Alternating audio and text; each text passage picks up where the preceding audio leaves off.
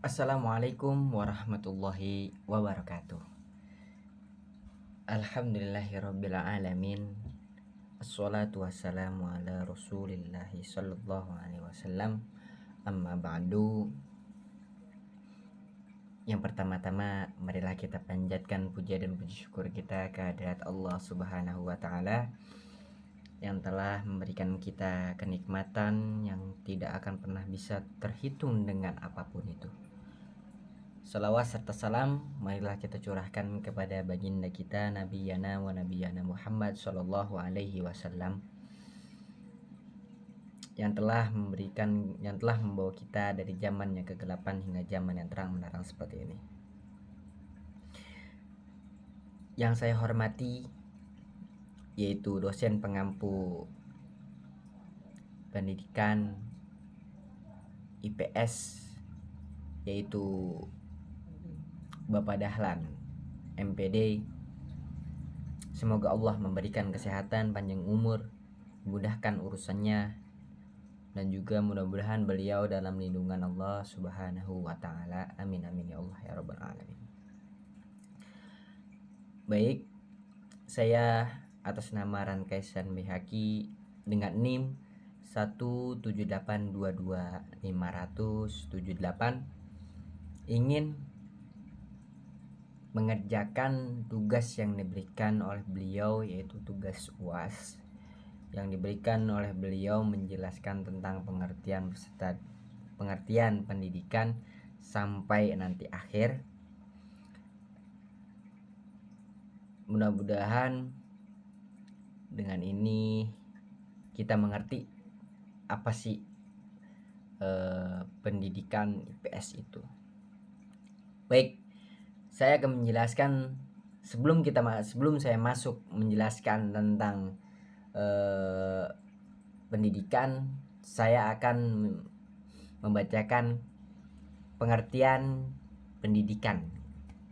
Nah, pendidikan adalah salah satu elemen yang terpenting dalam memajukan suatu bangsa dan negara yang dapat melahirkan pemuda dan pemudi penerus bangsa yang berwawasan luas dan sejuta pengetahuan, karena dapat meningkatkan kualitas sumber daya manusia atau disebut dengan SDM.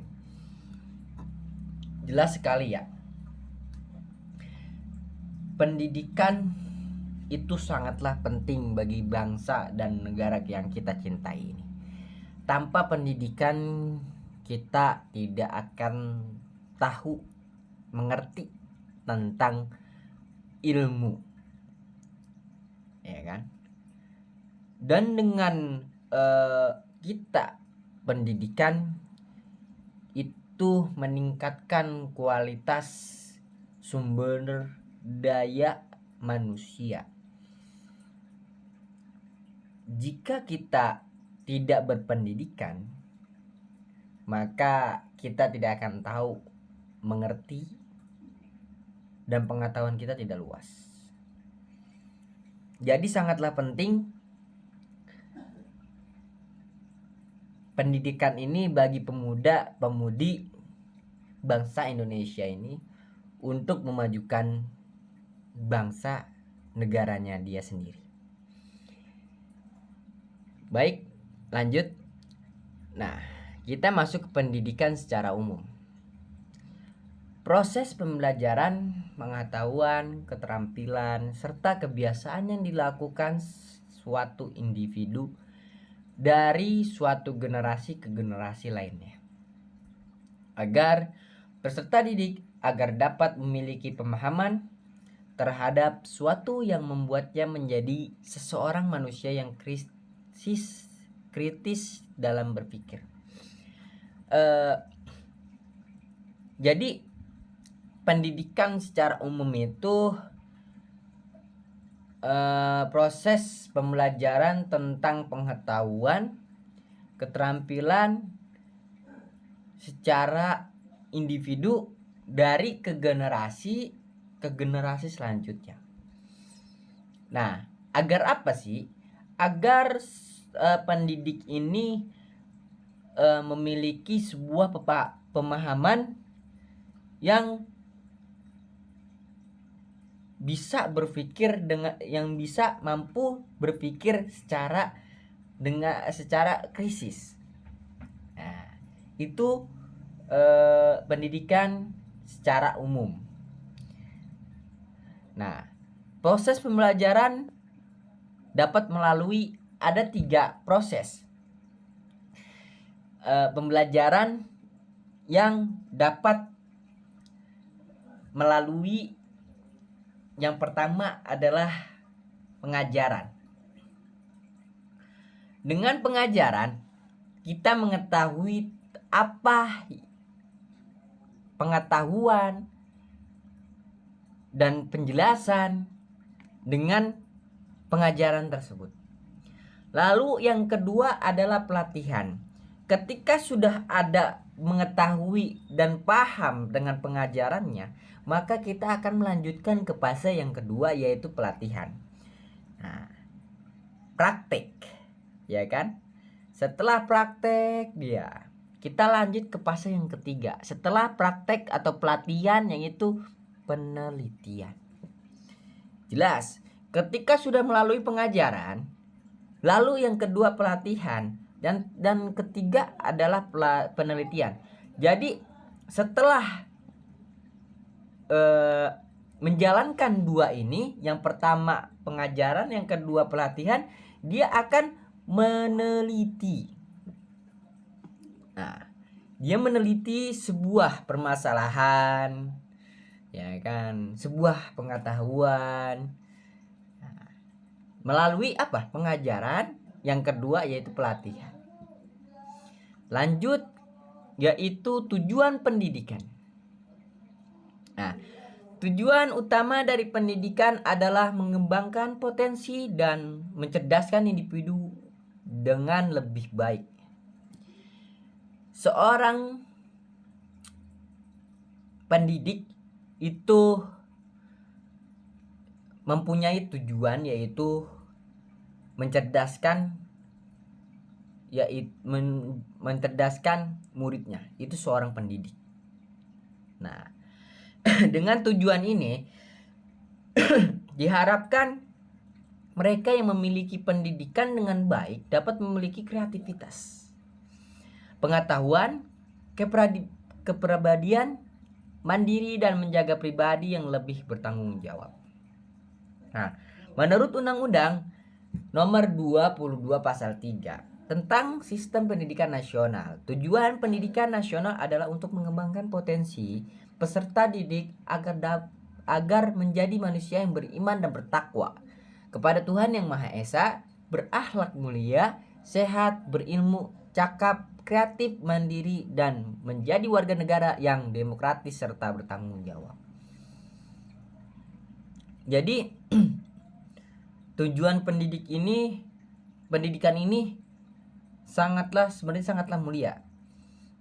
Ya jelas, dengan ilmu kita mengetahui tentang segala hal. Dengan pendidikan, tanpa pendidikan kita akan tidak tahu apa-apa. Nah, ada pernah mengatakan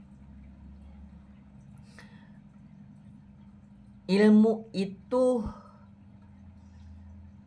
bagaikan pedang. Al-ilmu kasaif. Ilmu itu bagaikan pedang. Jadi ilmu itu jika tidak diasah maka akan puntul. Sama dengan halnya pisau. Pisau atau pedang jika tidak diasah dia akan karatan dan tumpul, gompal. Tapi jika diasah lalu dipakai, nah itu akan semakin tajam dan terus dipakai. Sama halnya dengan pendidikan. Ya, yang tadi pengajaran, lalu yang kedua yaitu dengan pelatihan, lalu yang ketiga itu penelitian. Nah, dengan cara 3 itu. Lalu fungsi dari pendidikan untuk mempersiapkan seluruh masyarakat dapat mandiri dalam mencari nafkahnya sendiri. Jelas, fungsi dalam pendidikan itu bisa agar menyiapkan dirinya untuk masyarakat dan bisa untuk mencari nafkahnya sendiri. Jadi pendidikan itu lebih mudah untuk mencari pekerjaan ya, bener gak? Jadi tanpa pendidikan kita susah untuk bekerja, susah untuk mencari nafkah. Nah, membangun serta mengembangkan minat dan bakat individu demi kepuasan pribadi dan kepentingan umum. Lalu yang ketiga adalah membantu melestarikan kebudayaan masyarakat.